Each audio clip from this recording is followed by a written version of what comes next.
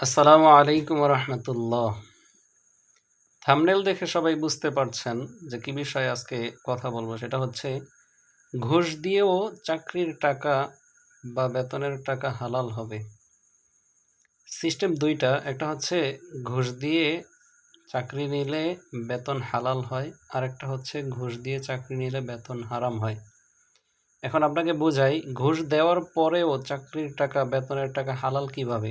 সেটা আপনি কোনো একটা চাকরি নেওয়ার জন্য ইন্টারভিউ দিছেন, সেটা মৌখিক হোক লিখিত হোক, সকল ইন্টারভিউতে আপনি টিকছেন, আপনি পাস মার্ক পাইছেন, শতভাগ সফলতার সাথে আপনি উত্তীর্ণ হয়েছেন। কিন্তু আপনাকে বলা হইল যে তুমি যদি এখন একটা অ্যামাউন্ট ধরানো হলো, 5 লাখ হোক 10 লাখ হোক বা আরও কম বেশি, যে এত টাকা না দাও তাইলে তুমি এই চাকরিটা পাচ্ছ না। তো সেক্ষেত্রে যদি আপনি সব কিছুতে টিকার পরেও, ভালো ফলাফল করার পরেও যদি আপনার থেকে টাকা নেওয়া হয় বা আপনি টাকা দিয়ে ঘুষ দিয়ে চাকরিটা নেন, সেক্ষেত্রে আপনি মাজলুম হয়ে চাকরিটা নিচ্ছেন, বিদায় আপনার চাকরির টাকা হালাল।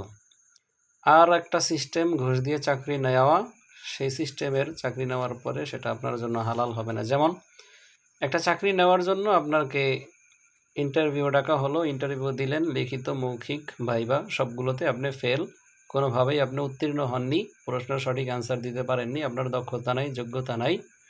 তো আপনি কি করলেন, চাকরিটা নেওয়ার জন্য গিয়ে অনুনয় বিনয় করে রিকোয়েস্ট করে আপনি কিছু টাকা দিলেন, টাকা দিয়ে এরপরে ঘুষ দিয়ে ওই চাকরিটা নিলেন। অর্থাৎ আপনি ওই কাজের যোগ্য না হওয়া সত্ত্বেও আপনি টাকা দিয়ে ঘুষ দিয়ে চাকরিটা নিছেন, যার কারণে আপনি ওই চাকরির টাকা আপনার জন্য হালাল হবে না, আপনি সেটা গ্রহণ করতে পারবেন না।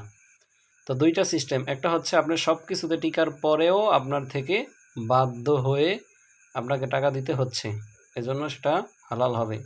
আর দ্বিতীয় যেটা, যে আপনি পাচ্ছেন না, কোনো কিছুতেই টিকেননি, এরপরেও আপনি চাকরিটা পাওয়ার আশায় ঘুষ দিয়ে অযোগ্য হওয়া সত্ত্বেও টাকা দিয়ে আপনি চাকরিটা নিচ্ছেন, এজন্য আপনার সেই টাকা হারাম।